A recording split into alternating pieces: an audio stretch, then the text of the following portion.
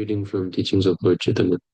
Namo Vishnu Padaya Krishna Prasthaya Bhutale Srimati Bhaktivedanta Swami Namaste Namaste Saraswati Gauravani Pacharya Nirvishesha Shunyavadi Paschata Deshtani Jai Shri Krishna Chaitanya Prabhu Nityananda Shri Advaita Gadadhara Shiva Sai Gaura Bhaktivedanta Hare Krishna Krishna Krishna Hare Hare Hare Rama Rama Rama Hare Hare.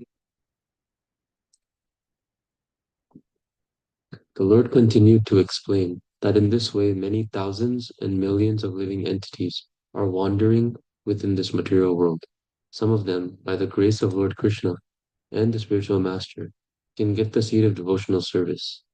The pious or religious man is generally inclined to worship the deities in various temples, and if by chance he offers obeisances and worshipful respects to Lord Vishnu, even without his knowledge, and he receives the favor of a Vaishnava, a devotee of the Lord, at that time he accumulates some asset in the matter of approaching the Supreme Personality of Godhead. This is very plainly understood from the Srimad Bhagavatam in the matter of the life of the great sage Narada. Narada got the chance of serving the Vaishnavas in his previous life, and thus the devotees of the Lord favored him. With this result, with the result that he became a great sage, as he is known, Narada Muni. The Vaishnavas or devotees are generally very compassionate toward the conditioned souls, even without being uninvited by any conditioned soul. A devotee goes from door to door to enlighten people from the darkness of nescience and to inject them knowledge in various ways about their constitutional position of being engaged in devotional service or Krishna consciousness. Such persons are devotees empowered by the Lord, and they are especially empowered to distribute devotional consciousness or Krishna consciousness. To the people in general, they are known as authorized spiritual masters. It is just by the mercy of such authorized spiritual master that the conditioned soul gets the seed of devotional service. The causeless mercy of the Supreme Personality of Godhead is first appreciated when one is in touch with a bona fide spiritual master who can enlighten the conditioned soul to the highest position of devotional life. Therefore, Lord Chaitanya said that by the mercy of the spiritual master, one can achieve the causeless mercy of the Lord, and by the mercy of the Supreme Personality of Godhead, one can get the mercy of the bona fide spiritual master. By such mercy from the spiritual master and Krishna, one receives the seed of devotional service, and one has to sow the seed in the field of his heart, just as a gardener sows the seed of a valuable tree. After sowing the seed, one has to pour water in the form of chanting and hearing the holy name of the Supreme Lord, or by taking part in the discussion of the science of devotional service in the Society of Pure Devotees.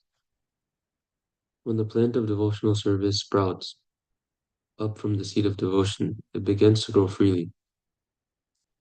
When it is full grown, it then surpasses the length and breadth of this universe and enters into the transcendental position of the spiritual world, where everything is effulgent in the Brahmajyoti.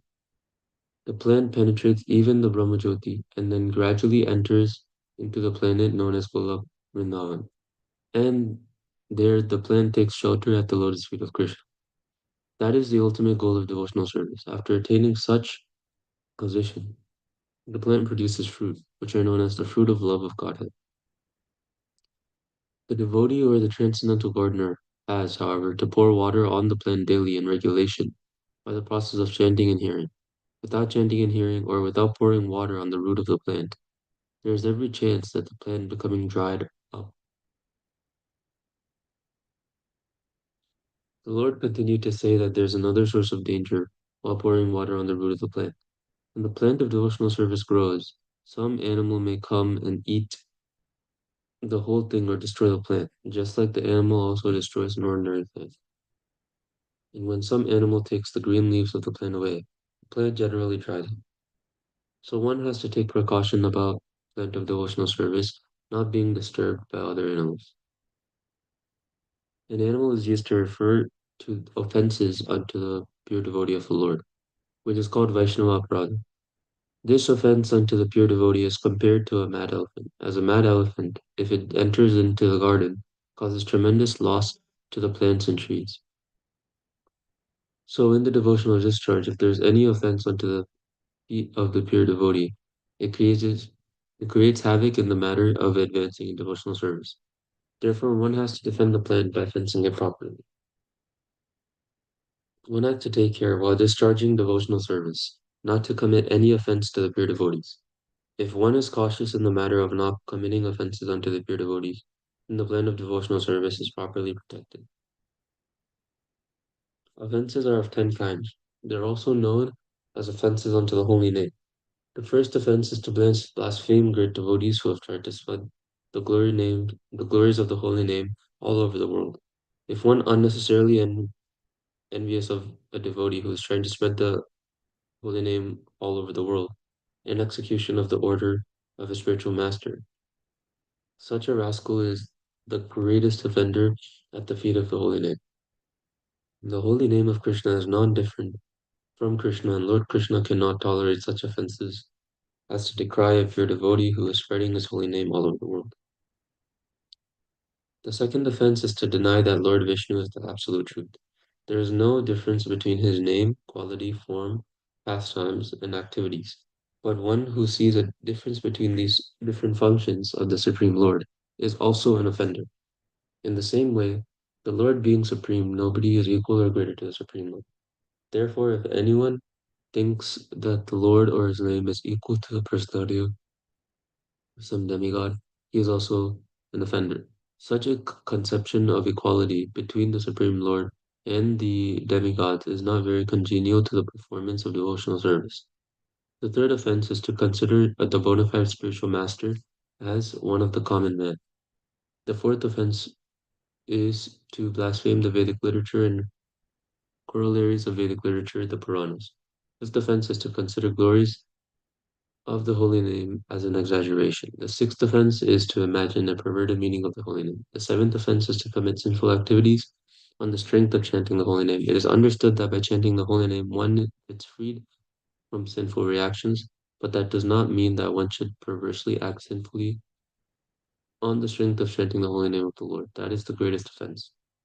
The eighth offense is to consider the religious ritualistic performances, austerity or renunciation, or the performance of sacrifices are on an equal level with chanting the holy name. Chanting of the holy name is as good as the Supreme Personality of Godhead, and other pious activities may be means to approach the Supreme Personality of Godhead, but when they are employed for some material achievement, they are called offensive. The ninth offense is that the glories of the holy name of God may not be preached to a faithless person, and to speak about the glories of the holy name unto such persons is also an offense. The tenth and last offense is to maintain material attachment even after hearing and chanting the holy name of God. The idea that by chanting the holy name without any offenses, one may be elevated to that liberated condition. And the liberated condition means that one gets freedom from all kinds of material attachment. So if it is found that the chanter of the holy name still has material attachment, then that is called an offense. So we will stop the reading here, and I'll just give a brief summary of some important points that we've read. So first, here it's mentioned about hearing from a bona fide spiritual master and how important that is in starting uh, the spark of purification and path of devotional service. So we see a very important example occurring right as we read. We're reading about Chaitanya Mahaprabhu, and we see that only through Prabhupada's mercy and hard work of writing all of these teachings for us in a way that we can understand, that we're able to understand Chaitanya Mahaprabhu himself. So here we're seeing that the bona fide spiritual master in action, spreading the holy name and teachings of Krishna.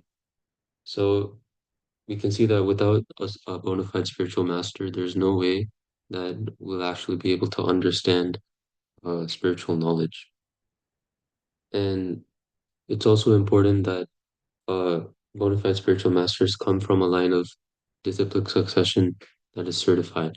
So, as we all know, the Gaudiya Vaishnava Sampradaya all comes from Krishna himself. So, that's how we know that it is a bona fide line of succession, and also that we are getting the correct knowledge, which is pure and undisturbed. And also, at the end, we read the 10 offenses of chanting the holy name, which came at a good time because we're about to chant now itself. And I think it's important to take these offenses seriously so that we can chant with full surrenderance and full faith in the holy name, because I think we often forget. And these are also chanted normally at the temple, as you all know, after Mangalarti. And we were able to, read them in kind of a more thorough way and how Prabhupada explained everything. So I think we can all keep these in mind while starting the japa session. Thank you, Hare Krishna.